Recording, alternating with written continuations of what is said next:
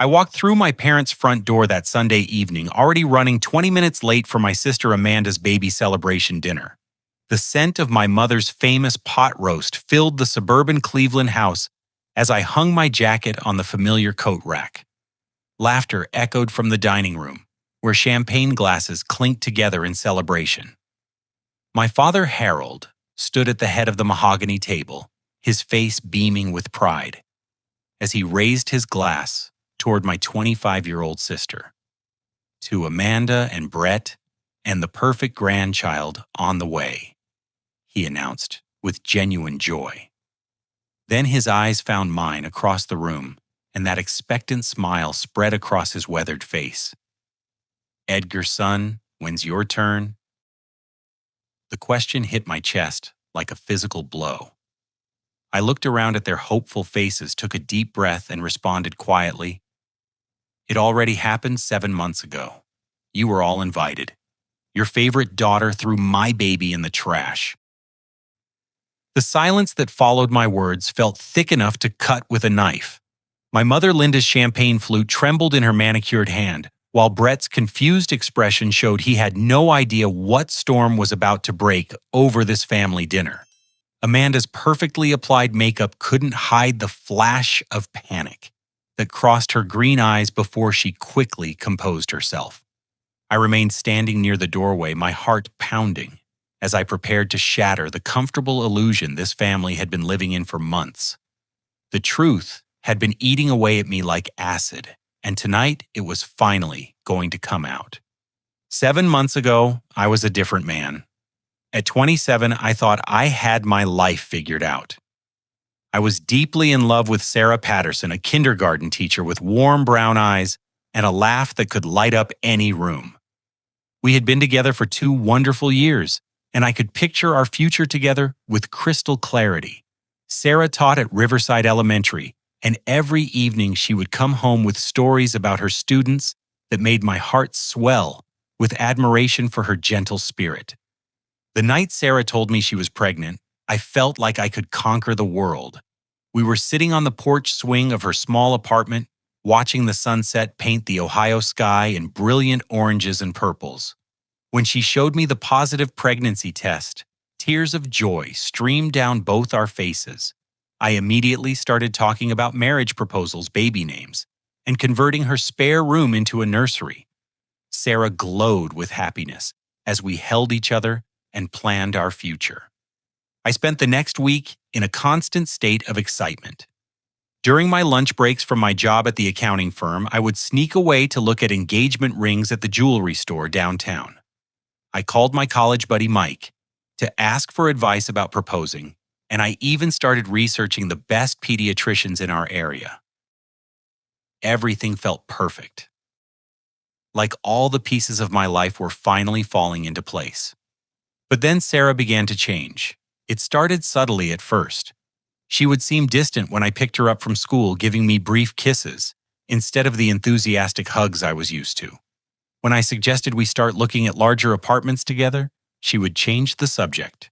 The woman who had been so excited about our baby suddenly seemed reluctant to discuss any future plans. One evening, about 3 weeks after we learned about the pregnancy, Sarah asked me to come over to talk. I arrived at her apartment with flowers and takeout from her favorite Chinese restaurant, expecting maybe she was having normal pregnancy jitters. Instead, I found her sitting on her couch with red-rimmed eyes and tissues scattered around her. "Edgar, I need some space," she said, without looking at me directly. Her voice sounded hollow, completely different from the warm tone I knew and loved.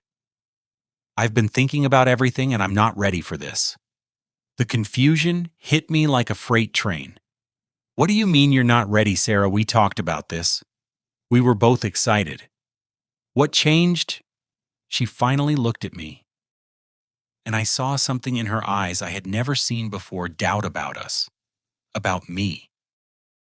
"I just realized I don't really know you as well as I thought I did. Maybe we moved too fast."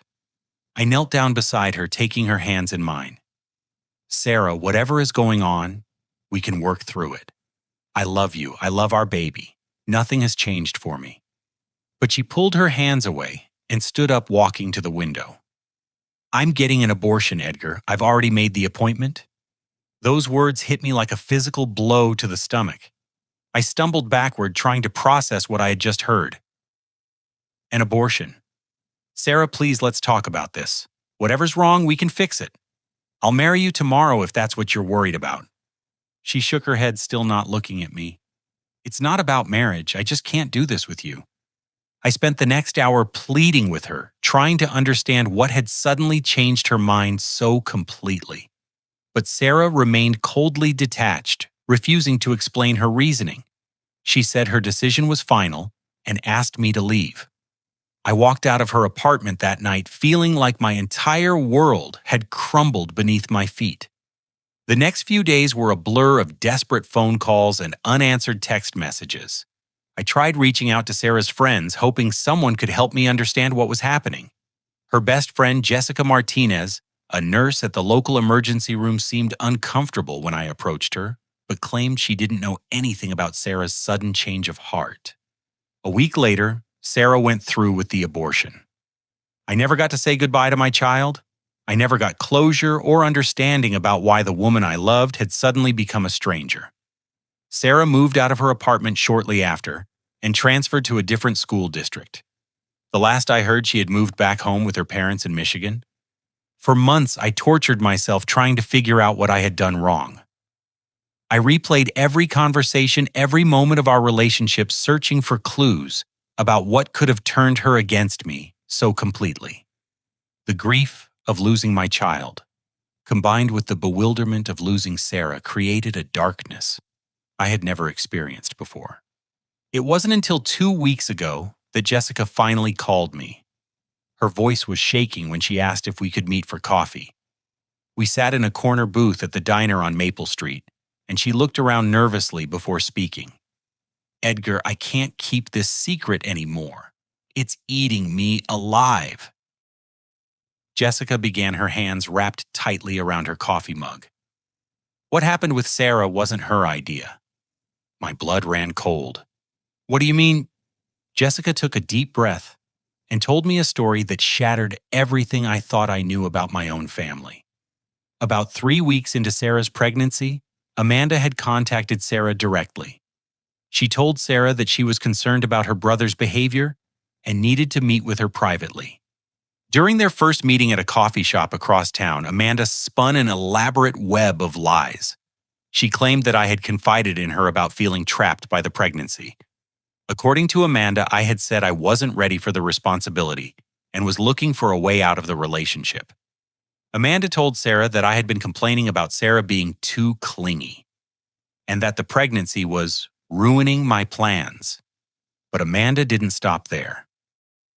During their second meeting, she showed Sarah fake text messages that she claimed I had sent to another woman.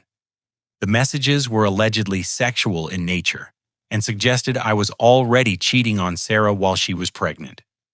Amanda had somehow created convincing fake screenshots that looked like they came from my phone number. Amanda's final manipulation was the cruelest of all. She told Sarah that I had asked Amanda to help me figure out how to break up with Sarah without looking like the bad guy. Amanda claimed I was planning to disappear once the baby was born, leaving Sarah to raise our child alone. She painted herself as the caring sister who was trying to protect Sarah from the heartbreak and abandonment that she claimed was inevitable. Sarah, who was already vulnerable and emotional from the pregnancy hormones, believed every word. She thought Amanda was being kind by warning her about my supposed true nature. The abortion wasn't something Sarah wanted. It was something she felt she had to do to protect herself and her unborn child from what she believed would be a life of abandonment and betrayal. Jessica's voice broke as she finished telling me the truth. "Sarah loved you so much, Edgar. She cried for weeks after the abortion. But she thought she was doing the right thing based on what Amanda told her. She had no idea she was being manipulated." As I sat across from my family that evening, looking at Amanda's perfectly composed face, all of that pain and betrayal came rushing back. My sister had destroyed the most important relationship of my life, and killed my child through lies and manipulation. And she had done it all while pretending to care about my well-being. That's quite an accusation, Edgar, my father said finally, his voice stern and disapproving. I think you need to be very careful about what you're saying. But I was done being careful. I was done protecting the family's peace by staying silent about Amanda's true nature. The time for truth had finally come, no matter how much it hurt. I walked over to the dining room table and looked directly at Amanda, whose face had gone pale beneath her foundation. Would you like to explain to everyone how you convinced the woman I love to abort our baby, or should I tell them myself? The storm was about to break, and there was no stopping it now. Amanda's reaction was immediate and perfectly calculated. Her eyes filled with tears as she placed a protective hand over her supposedly pregnant belly, and her voice trembled with what sounded like genuine hurt and confusion. Edgar, I have absolutely no idea what you're talking about, she said, looking around the table with wounded innocence. I've never even had a private conversation with Sarah. Why would you make up something so horrible about me? The performance was flawless, exactly what I had expected from someone who had been perfecting manipulation techniques since childhood. But I was ready for this denial. I had lived through too many years of watching Amanda twist reality to her advantage, while the family rallied around her version of events.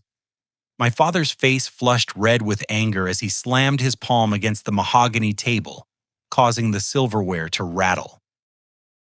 Edgar James Morrison, I will not tolerate you coming into this house and making such vicious accusations against your sister, especially on a day when we're celebrating new life. The irony of his words hit me like a physical blow. Celebrating new life while refusing to acknowledge the life that Amanda had helped destroy. But I pressed forward, pulling out my cell phone with steady hands. Mom, I'm not making accusations, Dad. I'm stating facts, I said calmly.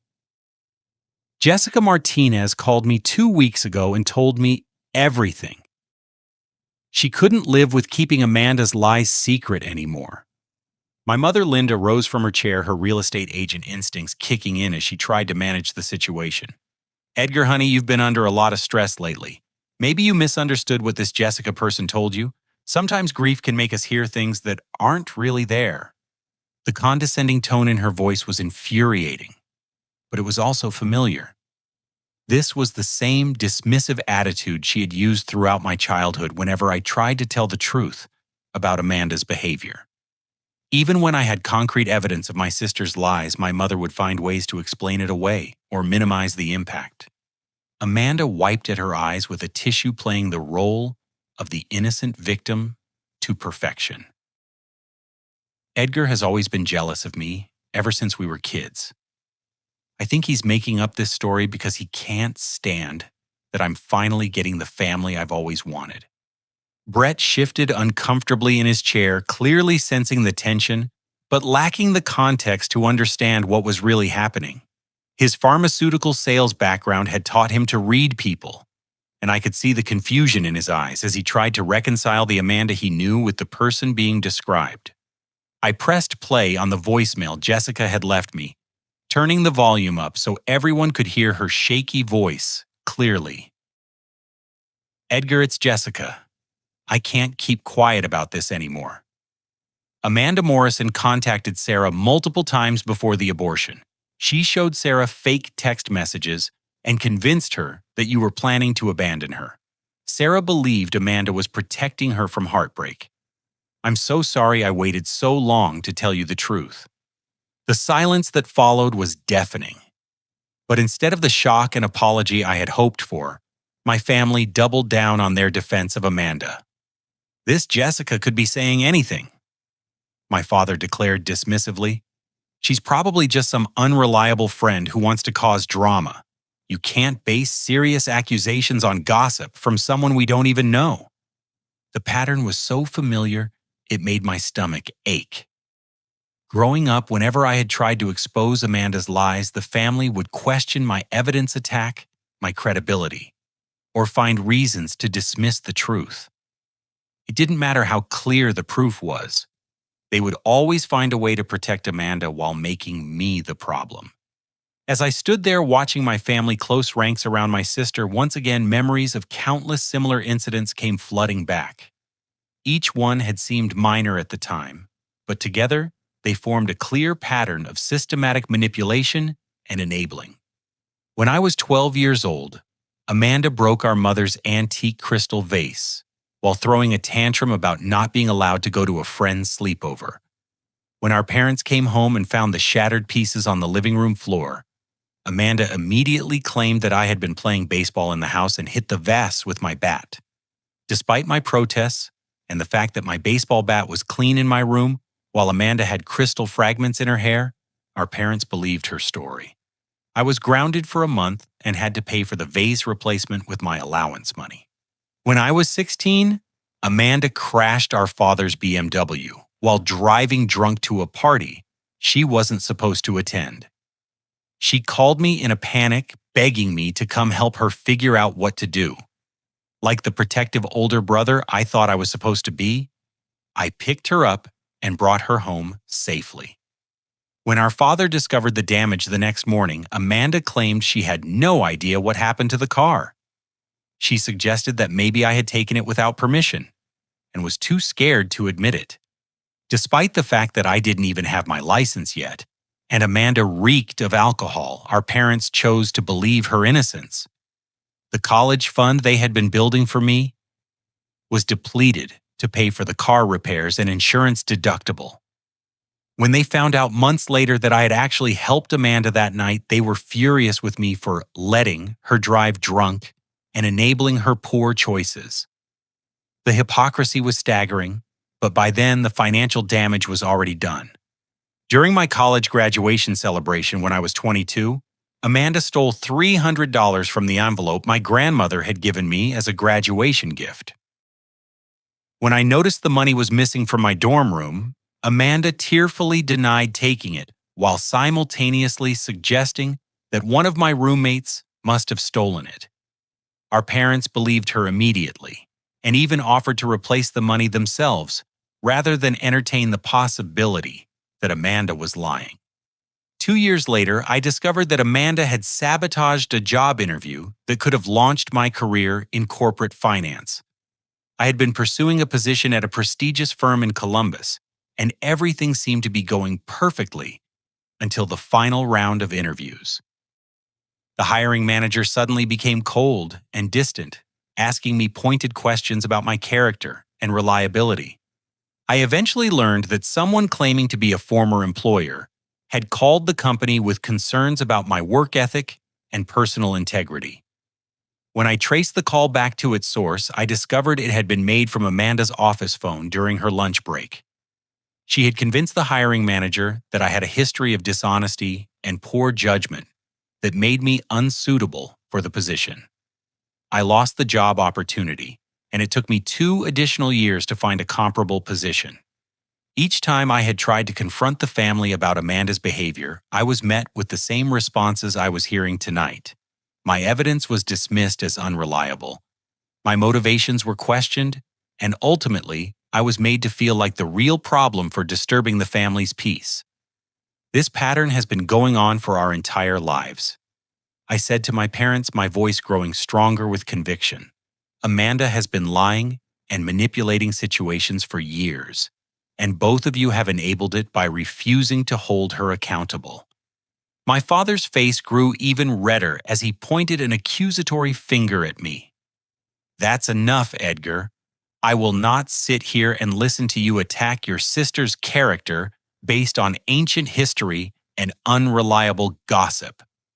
If you continue this behavior, you can consider yourself cut out of this family permanently. The threat hung in the air like a sword, but for the first time in my life, it didn't scare me. The worst thing that could happen to me had already occurred when I lost my child, and the woman I loved. Being cut off from a family that would rather protect lies than acknowledge truth didn't seem like such a terrible loss anymore.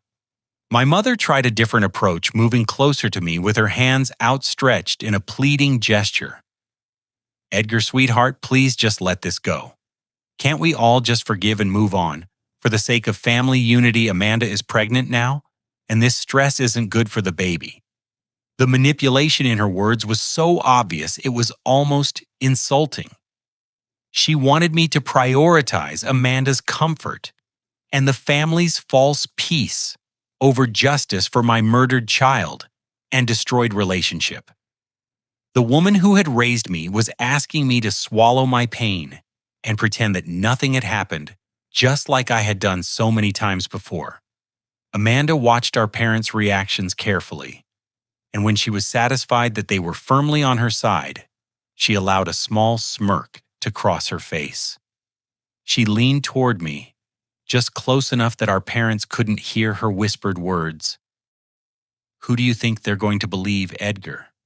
The successful daughter who's giving them their first grandchild, or the bitter son who can't keep a relationship together? In that moment, I realized that Amanda wasn't just someone who occasionally lied to get out of trouble.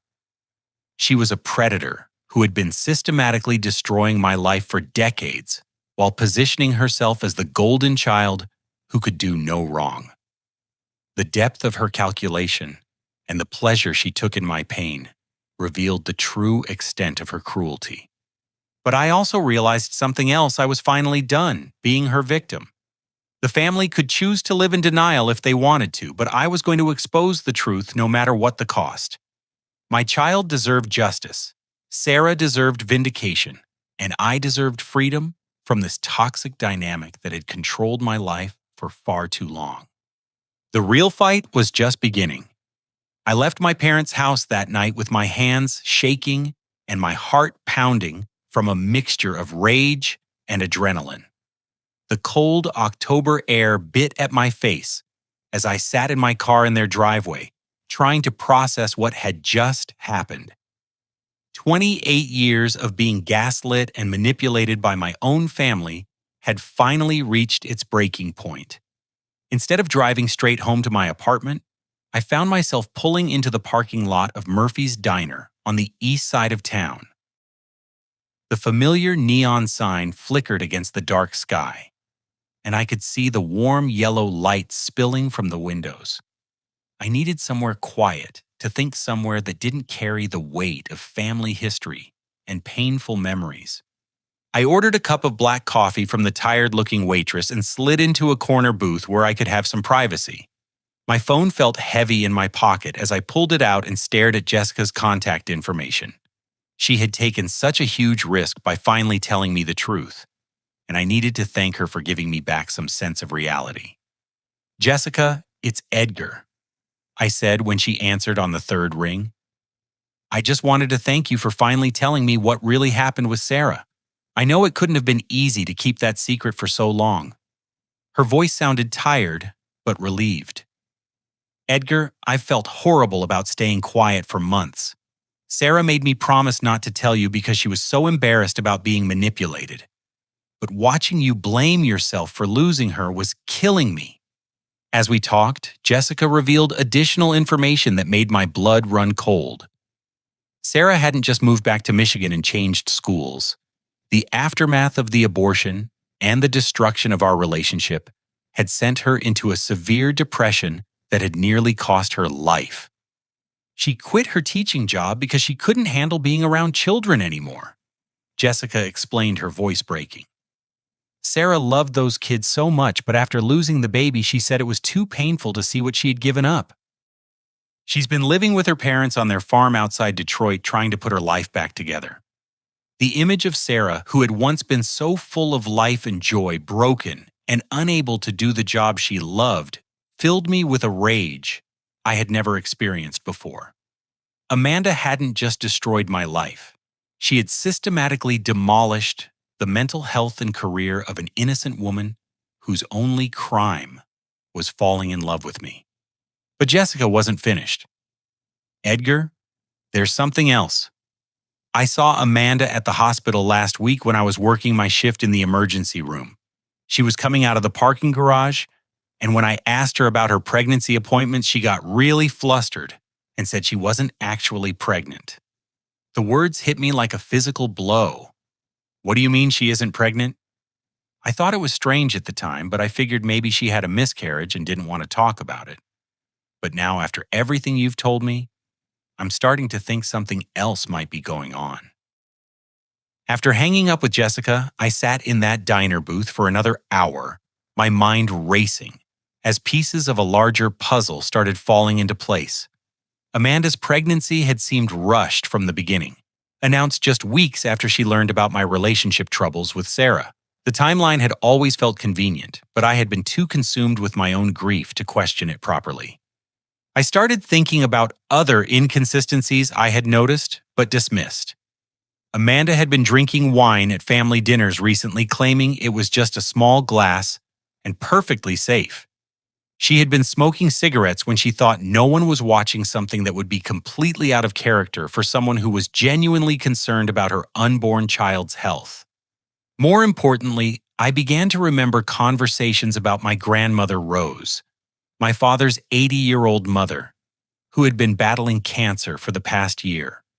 Rose was a retired teacher who had always been sharp as a tack, and she had mentioned several times that she was planning to leave her inheritance to the first grandchild born after my death. With her prognosis giving her less than 6 months to live, that inheritance of $400,000 would be significant for anyone starting a family. The realization hit me like a lightning bolt. Amanda wasn't pregnant at all. She was planning to fake a pregnancy until grandmother Rose died, then claim a convenient miscarriage after securing the inheritance legally. The timing, the inconsistencies, the convenient announcement right after my relationship fell apart. It all made perfect sense when viewed through the lens of Amanda's manipulative personality. I drove straight to Amanda's house in the Westwood subdivision, my heart pounding with a mixture of fury and determination. She and Brett lived in a modest 2-story colonial that they had purchased with help from our parents' down payment gift. I still had a spare key from the times I had house sat for them during their vacations, and I was counting on them not being home yet from the family dinner. The house was dark when I pulled into their driveway, but I could see Amanda's car was there. Through the living room window, I glimpsed her silhouette as she moved around the kitchen. What I saw made my stomach drop. Amanda was standing at the counter, with a glass of red wine in one hand and a lit cigarette in the other, looking completely relaxed and carefree. No pregnant woman would be engaging in both of those behaviors simultaneously. I used my key to enter through the back door and made my way quietly to Amanda's home office, a small room off the main hallway that she used for her marketing work and personal business. If there was evidence of her deception, it would be in there among her private papers and computer files. The office was meticulously organized with filing cabinets labeled by category and a desk that looked like something from a magazine spread. I started with her computer, which was still logged into her personal email account. What I found there was beyond anything I had imagined. Amanda had been researching inheritance laws for months, specifically focusing on how prenatal claims could be legally established and what documentation would be required to prove a pregnancy at the time of a beneficiary's death. She downloaded articles about miscarriage statistics and the legal protections for grieving parents who lost children during probate proceedings. But the most damning evidence was in her browser history. Amanda had visited multiple websites that sold fake ultrasound images, fake pregnancy tests, and even prosthetic pregnancy bellies for expectant mothers who wanted to announce their pregnancies dramatically. She had made purchases from 3 different sites, creating a complete arsenal of props to support her fraudulent pregnancy claim. I photographed everything with my phone, making sure to capture clear images of the dates and website transactions, but I needed something more concrete, something that would be undeniable proof of her deception. In the bottom drawer of her filing cabinet, hidden beneath a stack of old tax returns, I found Amanda's personal diary. The leather-bound journal contained months of handwritten entries that revealed the true depth of her manipulation and the cold calculation behind her actions. The entry from 8 months ago made my blood run cold. Edgar thinks he's so much better than me with his perfect grades and his sweet little girlfriend. But I've always been smarter than him, and it's time I proved it. If I can break up his relationship and secure my own future at the same time, I'll kill two birds with one stone. The inheritance from Grandma Rose will set Brett and me up perfectly, and Edgar will finally understand what it feels like to lose everything important to him. Subsequent entries detailed her systematic approach to destroying my relationship with Sarah. Amanda had researched Sarah's background, learning about her insecurities and vulnerabilities through social media and mutual acquaintances. She had crafted her lies specifically to prey on Sarah's fears about abandonment and betrayal, using psychological manipulation techniques that showed a disturbing level of premeditation. But the most horrifying discovery was an entry from just 2 weeks after Sarah's abortion. The plan worked perfectly. Edgar is completely broken, and Sarah is out of the picture permanently. Now I just need to maintain my pregnancy facade until Grandma Rose dies, then claim a tragic miscarriage. Brett will comfort me through my loss, and everyone will sympathize with my grief while I collect $400,000. Edgar will never recover from losing his child, and I'll finally have the financial security and family attention I deserve. The clinical detachment in her words was chilling. Amanda wasn't just someone who lied for convenience. She was a sociopath who took genuine pleasure in destroying other people's lives.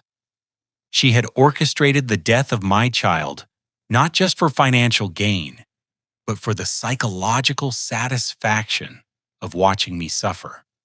I was so absorbed in photographing the diary entries that I didn't hear the front door open. Amanda's voice startled me from my documentation. Well, what do we have here? I turned around to find her standing in the doorway of the office, still holding her wine glass and cigarette. Her face showed no surprise or embarrassment at being caught.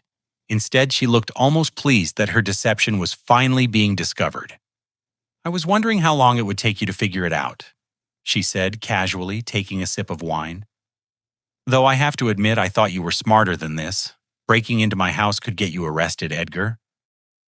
Brett appeared behind her, his face pale with confusion and dawning horror. Amanda, what is Edgar talking about? What pregnancy facade? The moment of truth had arrived, and for the first time in our lives, Amanda found herself cornered, with no way to manipulate the situation. The evidence of her lies was spread out on her desk. Her diary was open to incriminating pages, and her own behavior with alcohol and cigarettes contradicted everything she had claimed about being pregnant. But instead of breaking down or showing remorse, Amanda smiled with cold satisfaction. You want the truth, Edgar. The truth is that you were always too weak to fight back. Even now, when you finally have proof of what I did, you're still going to lose, because nobody will ever believe you over me. She was wrong about that.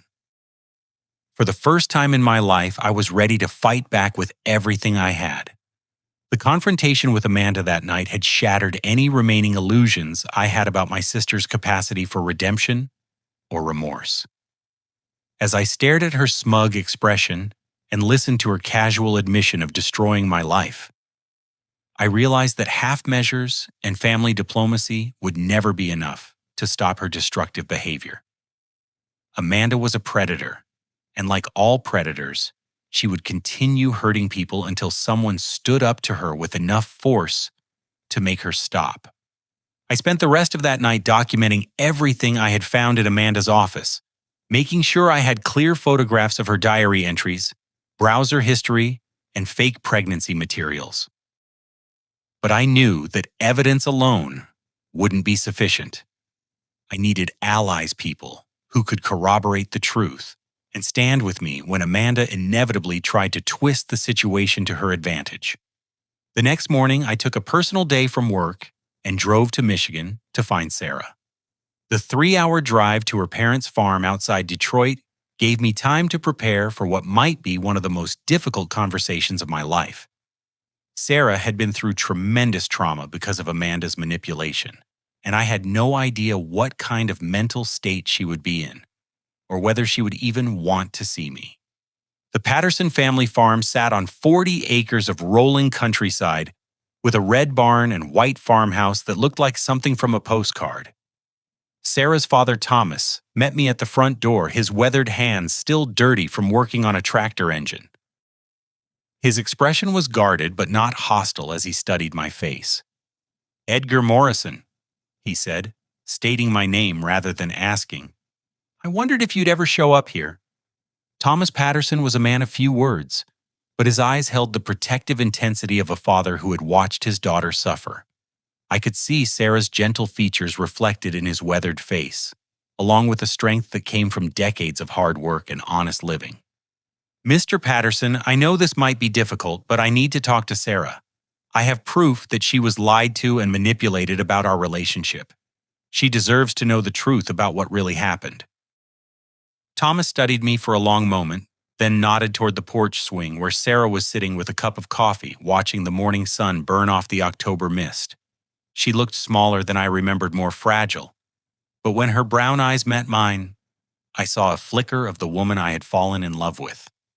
"Sarah," I said softly, approaching her slowly, like she might bolt if I moved too quickly. "I'm sorry to show up unannounced, but there are things you need to know about why our relationship ended." She set down her coffee cup with hands that trembled slightly. "Edgar, I can't go through all of that again. What happened between us nearly destroyed me. I know, and I'm not here to cause you more pain. But my sister lied to you, Sarah. She manipulated you into believing things about me that were never true, and I have proof." Over the next hour, I showed Sarah everything I had discovered, the diary entries detailing Amanda's manipulation, the fake pregnancy materials, the timeline of lies that had been designed specifically to prey on her insecurities. Sarah's face went through a range of emotions as she processed the evidence: shock, anger, grief, and finally a terrible understanding of how thoroughly she had been deceived. She told me you said I was too clingy," Sarah whispered, tears streaming down her cheeks. "She showed me text messages where you were supposedly complaining about feeling trapped by the pregnancy. She said you were already looking for ways to break up with me." The cruelty of Amanda's manipulation was staggering. She had taken Sarah's deepest fears about abandonment and rejection, then crafted lies specifically designed to make those fears seem justified. The fake text messages had been psychologically targeted to destroy Sarah's trust in me and make her feel like she was protecting herself by ending our relationship. But as Sarah processed the truth about what had really happened, I also learned the full extent of the damage Amanda's lies had caused.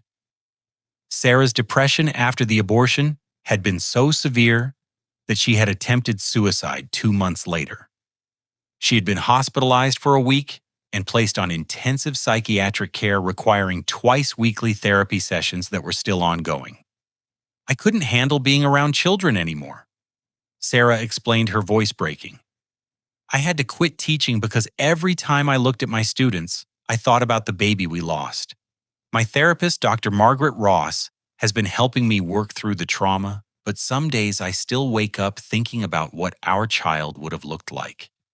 The grief in her voice was devastating, but I also heard something else: anger.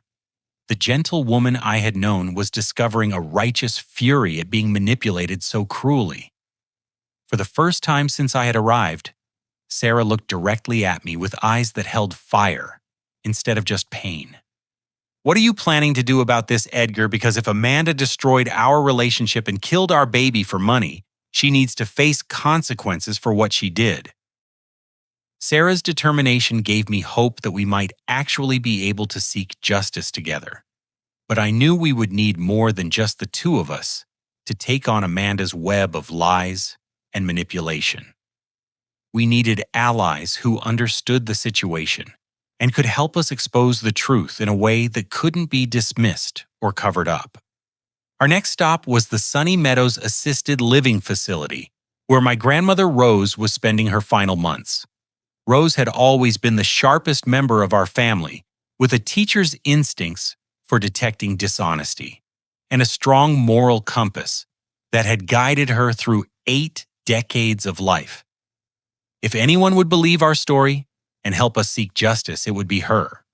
Rose was sitting in her wheelchair by the window of her private room, looking frailer than I remembered, but with eyes that still sparkled with intelligence.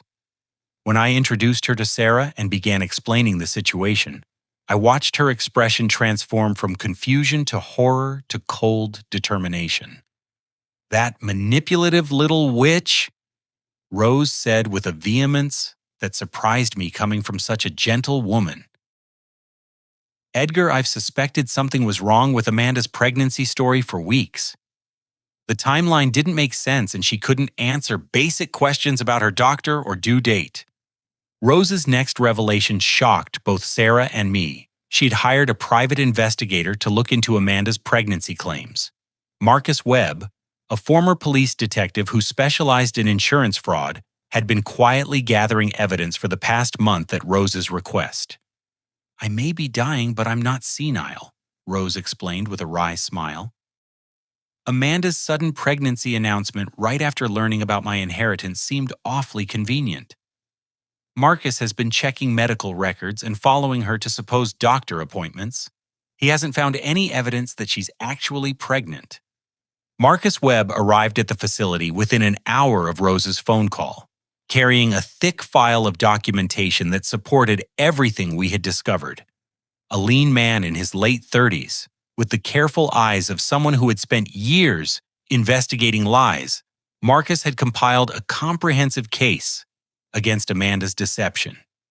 "Your sister is running a sophisticated inheritance fraud," Marcus explained as he spread photographs and documents across Rose's dining table. "She's been researching legal precedents for prenatal inheritance claims, purchasing fake pregnancy props, and even creating false medical documentation. The only thing she hasn't done is actually get pregnant." But Marcus had discovered something even more significant. Amanda had been stealing money from Brett's personal accounts for months, siphoning funds into a secret savings account that she had opened under her maiden name. She was building a financial cushion for her planned disappearance after collecting the inheritance, leaving Brett to deal with the legal and emotional fallout of her deception. Rose's face hardened with resolve as she looked at the evidence spread before us. "That girl has been manipulating this family for too long, and I'll be damned if I let her profit from her cruelty. Marcus, I want you to coordinate with Edgar and Sarah to expose Amanda's lies publicly." "What's it, Mrs. Morrison? Are you sure you want to handle it this way?" Marcus asked carefully. "This kind of family confrontation can get messy, and there might be legal complications." Rose's eyes flashed with the authority of someone who had spent 40 years teaching high school students and had no patience for manipulation or dishonesty. "Marcus, that girl destroyed Edgar's relationship, caused the death of my great-grandchild, and is now trying to steal her inheritance through fraud. I've lived long enough to know that some people only understand consequences, not mercy." Our plan began taking shape over the next several hours. Amanda had scheduled a baby shower for the following weekend at my parents' house, with extended family and friends invited to celebrate her supposed pregnancy. Rose would attend the shower and publicly challenge Amanda to provide medical documentation of her pregnancy, using her status as the family matriarch to demand transparency. Meanwhile, Marcus would coordinate with Brett, who we learned was growing suspicious of his wife's behavior, but hadn't yet discovered the extent of her deception. Brett had noticed Amanda's drinking and smoking, along with her evasiveness about doctor appointments, but he had been afraid to confront her directly. Sarah volunteered to provide testimony about Amanda's manipulation, despite the emotional difficulty of reliving that trauma. Her therapist, Dr. Margaret Ross, had actually encouraged her to seek closure by confronting the truth about what had happened, believing it would be an important step in her healing process. As the sun set over the Michigan countryside, I realized that for the first time in months, I wasn't fighting alone. Sarah sat beside me on the porch swing, where we had once planned our future, her hand in mine, as we talked about justice and healing. Rose had given us her full support and resources, while Marcus provided professional expertise that would make our case undeniable.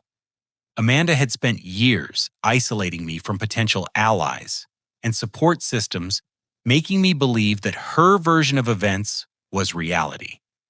But now she was about to face a coordinated effort from people who understood her true nature and were committed to exposing it. The predator was about to become the prey, and justice was finally within reach.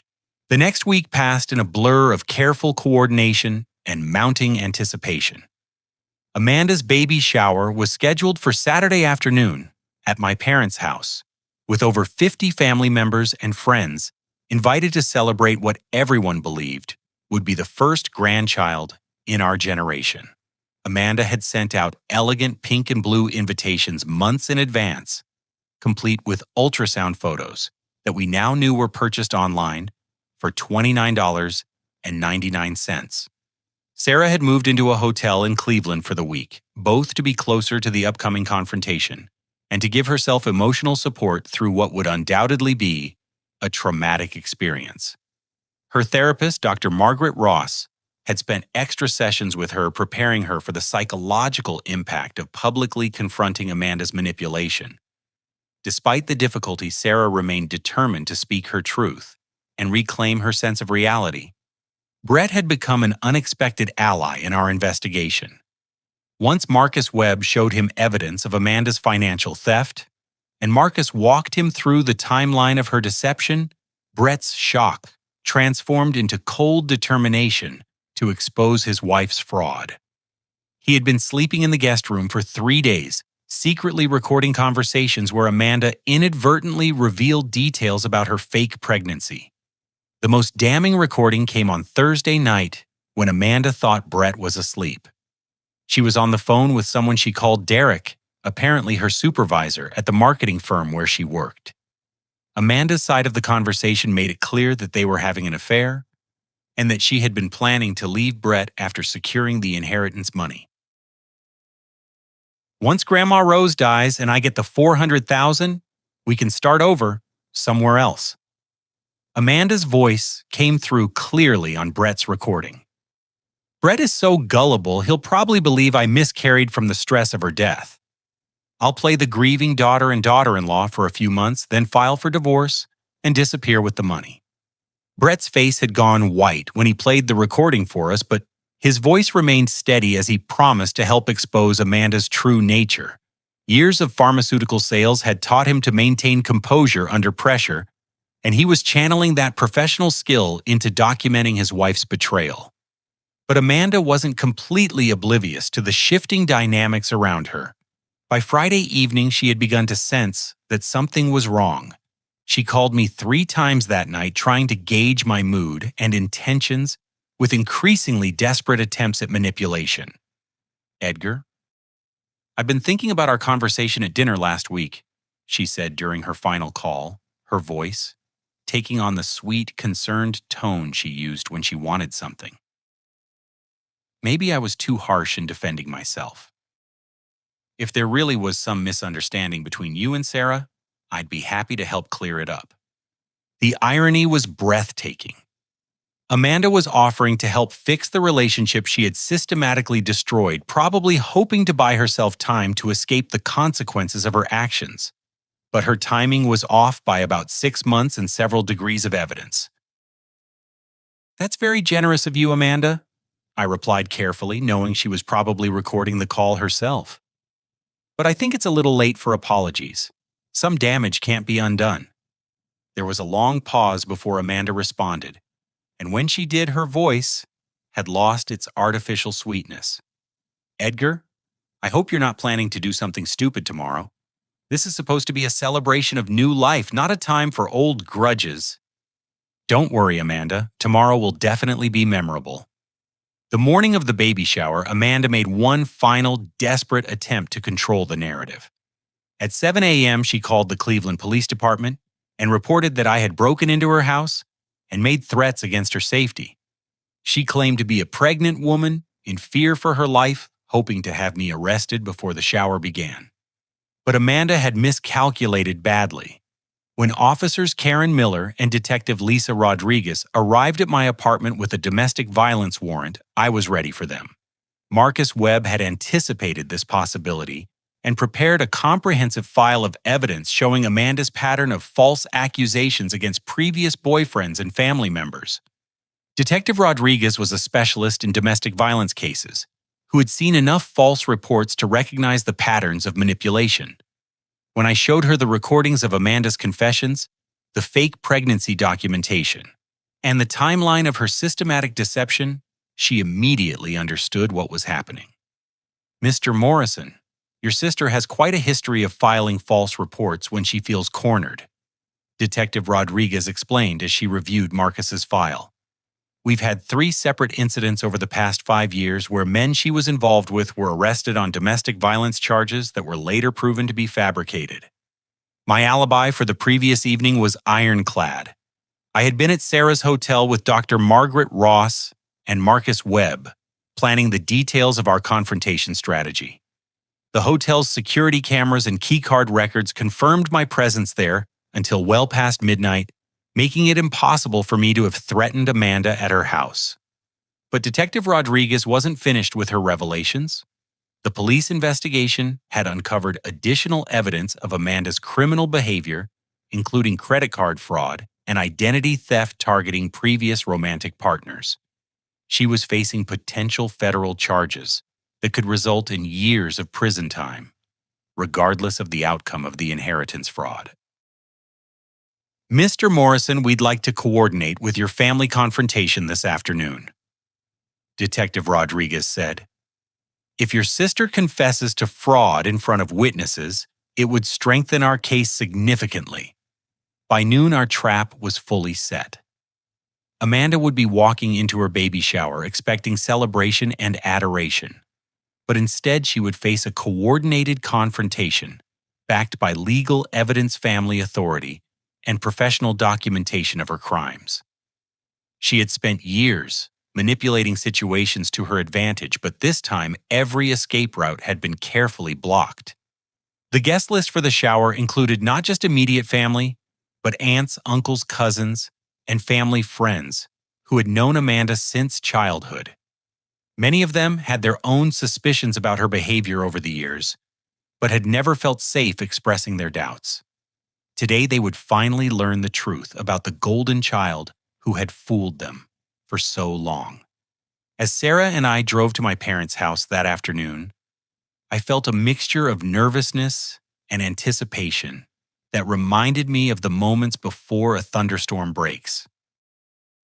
The air was thick with tension, and everyone involved knew that the family dynamics that had existed for decades were about to be permanently shattered. "Are you ready for this?" Sarah asked as we pulled into the familiar driveway where so many family celebrations had taken place over the years. I looked at the house where I had grown up thinking about all the times I had been silenced, dismissed, and made to feel like the problem for telling inconvenient truths. Today, the truth would finally have its moment, and Amanda would face the consequences she had avoided for so long. "I've been ready for this my entire life," I replied, taking Sarah's hand as we walked toward the front door. "It's time to end this." The pink and blue decorations hanging from my parents' dining room chandelier created a grotesquely cheerful atmosphere that felt surreal given what was about to unfold. Amanda sat in the place of honor near the fireplace, surrounded by carefully wrapped gifts, and wearing a flowing dress designed to accentuate her supposedly pregnant belly. Her smile was radiant as she accepted congratulations from relatives who had no idea they were celebrating an elaborate fraud. I counted 53 people in the living room and adjacent dining area, representing 3 generations of family history. Aunts and uncles who had driven in from surrounding counties, cousins I hadn't seen in years, and family friends who had watched Amanda and me grow up together. The magnitude of the deception Amanda had orchestrated was staggering when I considered how many people she was willingly misleading. Uncle Frank Patterson, my father's younger brother and a respected family court judge, stood near the kitchen doorway with a serious expression that suggested he knew more about the situation than most people realized. As the executor of Grandmother Rose's estate and power of attorney for her legal affairs, Frank had been quietly investigating Amanda's inheritance claims for weeks. When Grandmother Rose entered the room in her wheelchair, pushed by a nurse from the assisted living facility, a respectful hush fell over the gathering. Despite her frail appearance, Rose commanded attention through the sheer force of her personality and the reverence that 4 generations of family members held for her wisdom and strength. Before we begin this celebration, Rose announced in a voice that carried clearly throughout the room, "I have some questions that need to be answered." Amanda's face remained composed, but I caught the flash of panic in her eyes before she quickly masked it with confusion and concern. "Grandma Rose, what kind of questions are you feeling all right?" Rose maneuvered her wheelchair closer to Amanda's chair, her sharp eyes studying her granddaughter's face, with the intensity of someone who had spent 40 years teaching teenagers and could spot deception from across a classroom. "Amanda, dear, I've been wondering about your pregnancy timeline. When exactly was your last doctor's appointment, and which hospital will you be delivering at?" The question seemed innocent enough to the assembled family members, but I could see Amanda's mind racing as she tried to formulate an answer that wouldn't contradict her previous lies.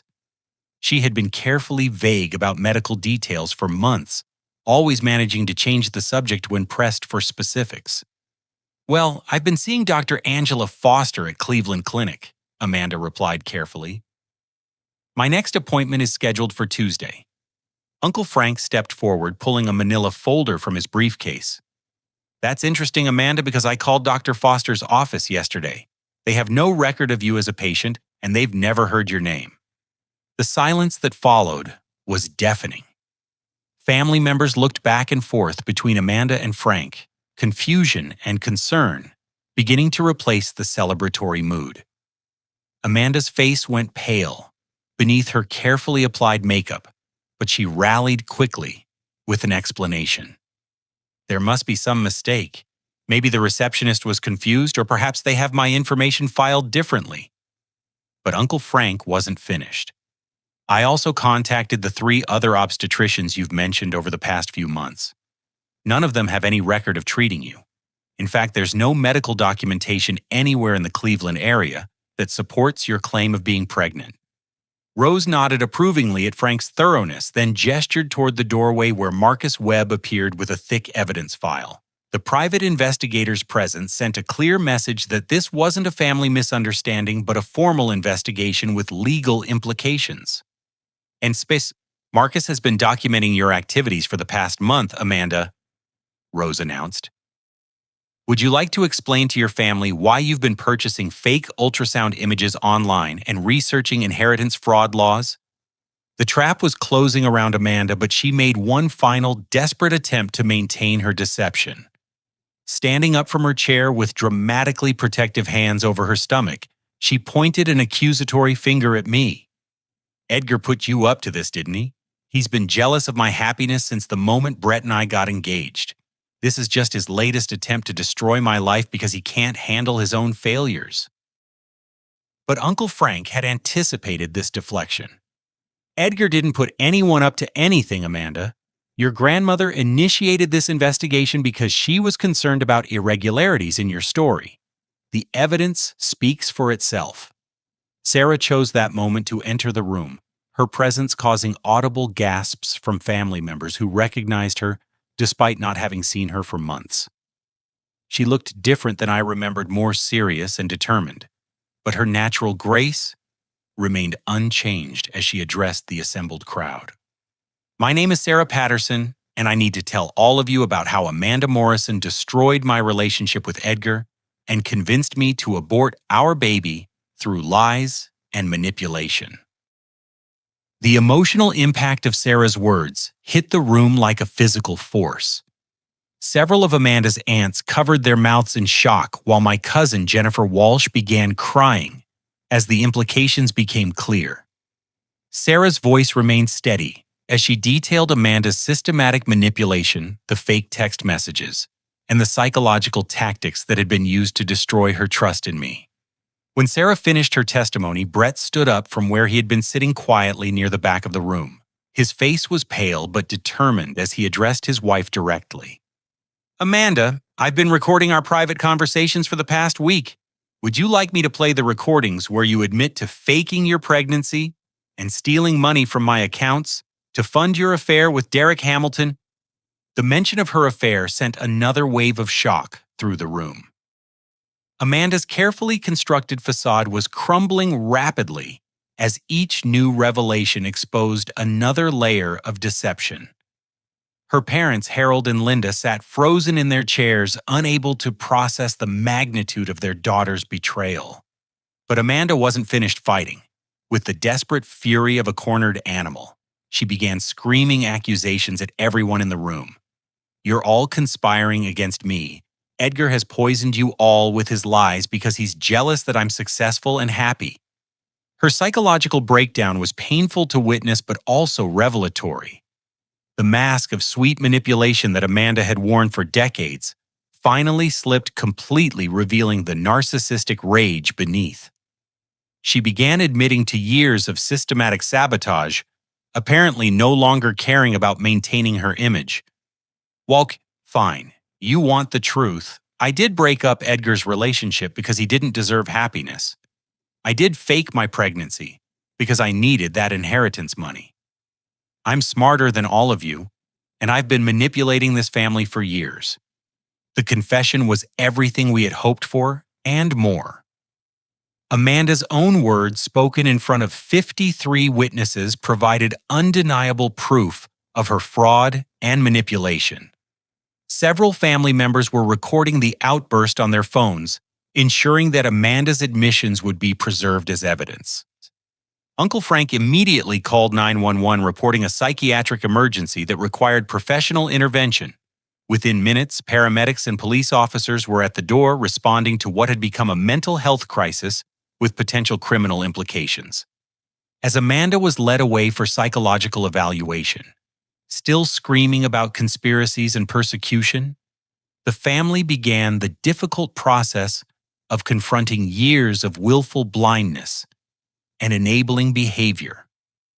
My parents, Harold and Linda, approached me with tears streaming down their faces, finally understanding the depth of damage their favoritism had caused.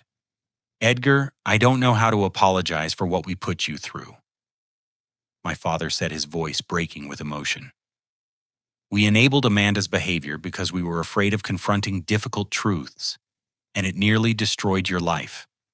My mother couldn't speak through her tears, but she embraced me with a desperation that conveyed decades of regret and recognition. The family members who had witnessed Amanda's breakdown began sharing their own stories of manipulation and abuse, creating a picture of systematic psychological terrorism that had affected multiple generations. But the most important moment came when Sarah and I found ourselves alone together on the back porch, away from the chaos and emotional revelations inside the house.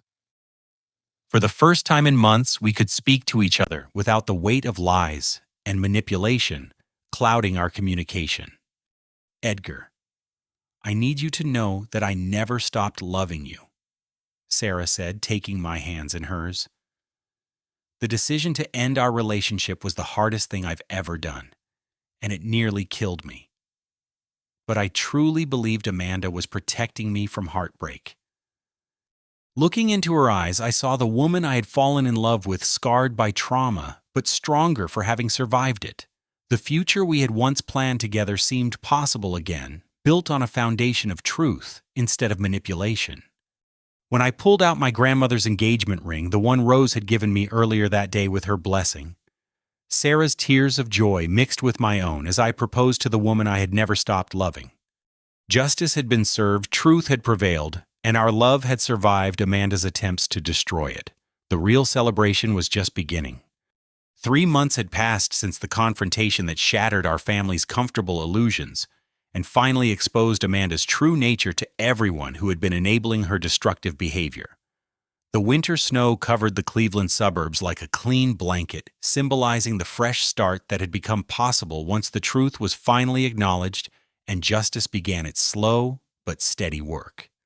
Amanda was currently residing at North Shore Psychiatric Facility, where she had been committed for intensive treatment following her complete psychological breakdown. The team of psychiatrists evaluating her had diagnosed her with narcissistic personality disorder combined with antisocial traits, a combination that explained her lifelong pattern of manipulation, lack of empathy and pleasure in causing others pain. Her treatment was expected to take years, assuming she ever developed genuine motivation to change her fundamental personality patterns. The legal consequences of Amanda's actions were still unfolding through the court system. Brett had filed for divorce immediately after the baby shower confrontation, and the proceedings had revealed the full extent of Amanda's financial crimes. She had stolen over $30,000 from Brett's accounts, maxed out credit cards in his name, and even taken out a personal loan using forged documents. Her affair with Derek Hamilton had cost her the marketing job she had been so proud of, as the company terminated both employees for violating their professional conduct policies. The criminal charges were more serious than even Detective Lisa Rodriguez had initially anticipated. Amanda faced federal counts of mail fraud and wire fraud related to her inheritance scheme identity theft, for forging Brett's financial documents, and multiple counts of filing false police reports spanning several years.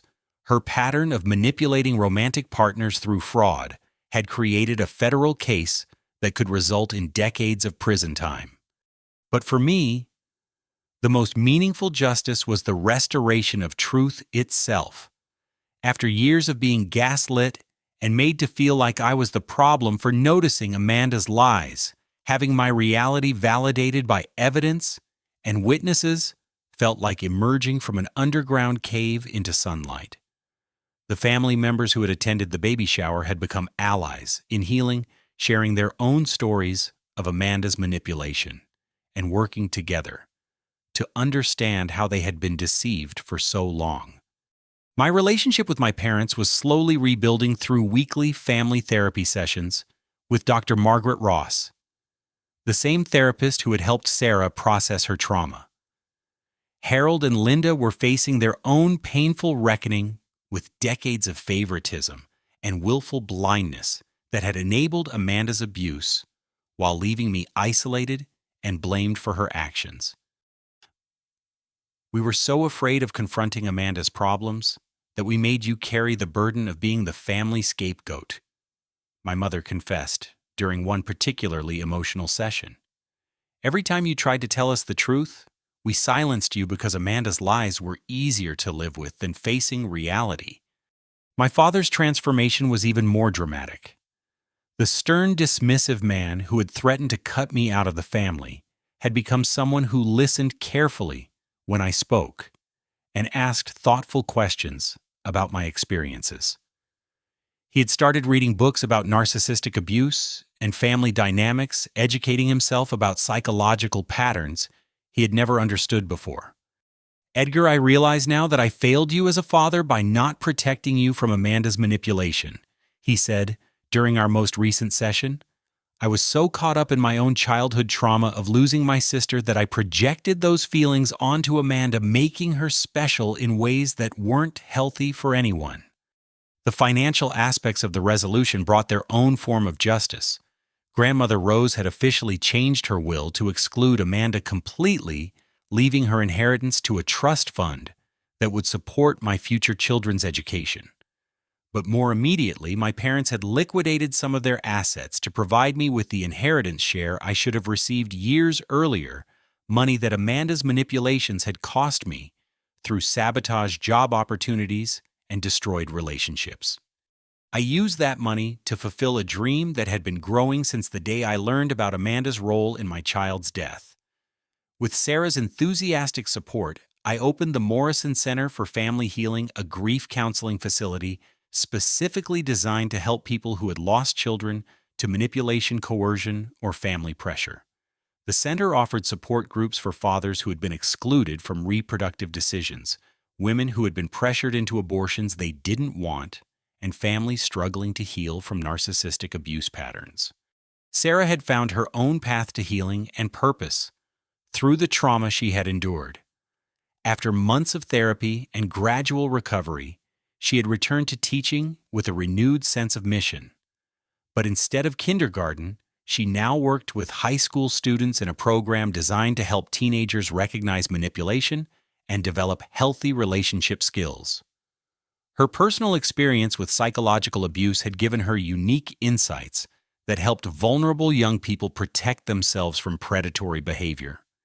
The most meaningful development in our relationship was the careful, intentional way we were rebuilding our love and trust.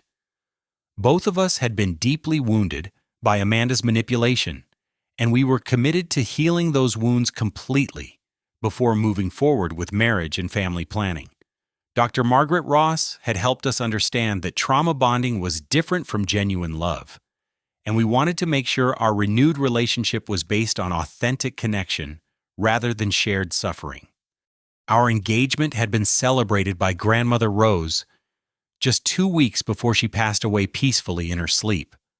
Her final months had been brightened by the knowledge that truth had prevailed and that her inheritance would support a new generation, built on honesty rather than manipulation. At her funeral, dozens of former students shared stories about how Rose's commitment to truth and integrity had shaped their lives, creating a legacy that extended far beyond our family's healing. Uncle Frank had officiated our wedding ceremony in a simple but profound service at Sarah's family farm in Michigan, surrounded by the people who had supported us.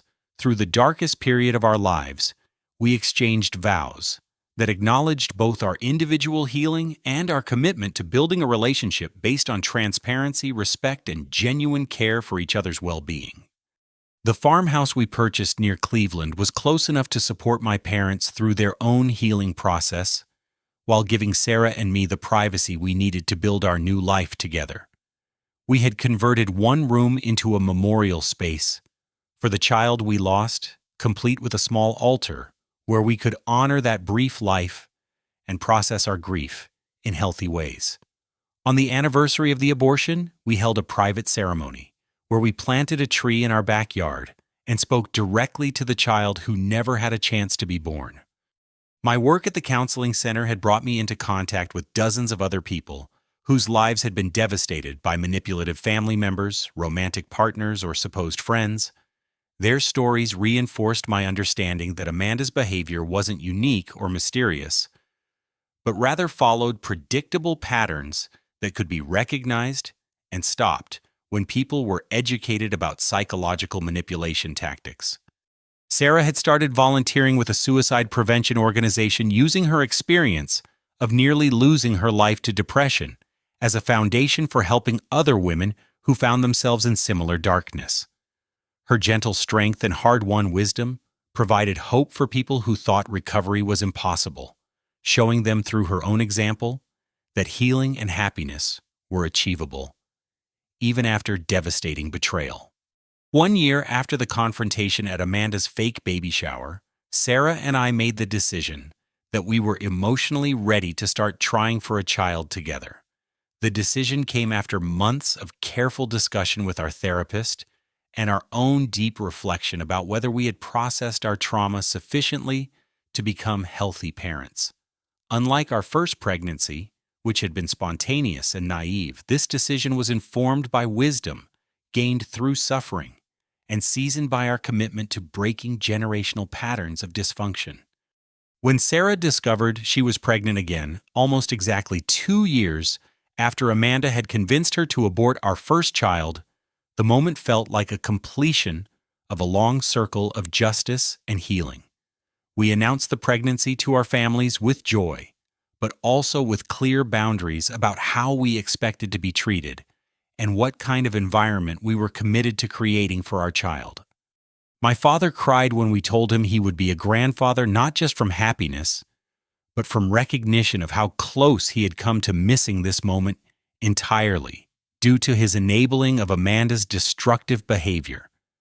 My mother immediately began planning how she could support us as new parents, while respecting the boundaries we had established around healthy family dynamics. As I write this story, Sarah is 6 months pregnant with a daughter we plan to name Grace Rose Morrison, honoring both the concept of healing forgiveness and the grandmother whose commitment to truth made our happiness possible. Every day I feel the baby moving in Sarah's belly, I think about the child we lost and the justice we fought so hard to achieve. The life lesson that emerged from our ordeal is both simple and profound. Manipulation thrives in silence and isolation, but truth, supported by love and courage, always prevails in the end. Family doesn't mean tolerating abuse from people who share your blood. Real family consists of people who choose to love and protect you, even when standing up for truth requires courage and sacrifice. Amanda's attempts to destroy my life ultimately failed because she underestimated the power of people who refuse to accept lies as reality. When Sarah and I stopped isolating ourselves and started building alliances with others who valued truth over comfort, Amanda's manipulations lost their power to control our lives. The healing process taught us that forgiveness doesn't mean accepting ongoing abuse or pretending that destructive behavior didn't have real consequences. True forgiveness meant freeing ourselves from the burden of carrying Amanda's toxicity, while still holding her accountable for the damage she caused. We could forgive her as a way of releasing our own pain without enabling her to continue hurting other people. Looking toward the future, Sarah and I are committed to raising our daughter in an environment where truth is valued over peacekeeping, where healthy boundaries are respected, and where love is demonstrated through protection rather than enabling. We want Grace to grow up understanding that she deserves relationships based on honesty and mutual respect, and that she has the right to remove toxic people from her life, regardless of their relationship to her. Our story demonstrates that even the most devastating betrayals can ultimately lead to stronger relationships, deeper wisdom, and more purposeful lives when people choose to fight for truth instead of accepting comfortable lies. The child we lost will always be remembered and honored, but that loss also created the motivation we needed to build something better for future generations. Amanda is still in psychiatric treatment and may remain there for years to come. But her attempt to destroy our lives through manipulation ultimately freed us from family patterns that had been harming multiple generations. Sometimes the worst thing that happens to you becomes the catalyst for the best life you could have imagined if you're brave enough to fight for truth and surround yourself with people who choose love over lies. Sarah and I are living proof that love can survive even the most calculated attempts at destruction, and that families built on honesty and mutual respect are stronger than any manipulation or betrayal that toxic people can devise. What experiences have you had with family members or loved ones who tried to manipulate important decisions in your life? Have you ever discovered that someone you trusted was working against your happiness behind the scenes? I'd love to hear your stories in the comments below, and I hope our experience helps you recognize that you deserve relationships based on truth and genuine care for your well-being. If this story resonated with you or helped you process your own experiences with manipulation and family dysfunction, please consider liking this video and subscribing to hear more stories about overcoming toxic relationships and building healthier families. Sharing these stories helps other people recognize that they're not alone in dealing with manipulative behavior, and that healing and justice are possible even after devastating betrayals. Thank you for taking this journey with Sarah and me, and may your own path lead you toward people who choose to love and protect you rather than manipulate and control you. Remember that you deserve relationships built on truth, respect, and genuine care for your happiness and well-being.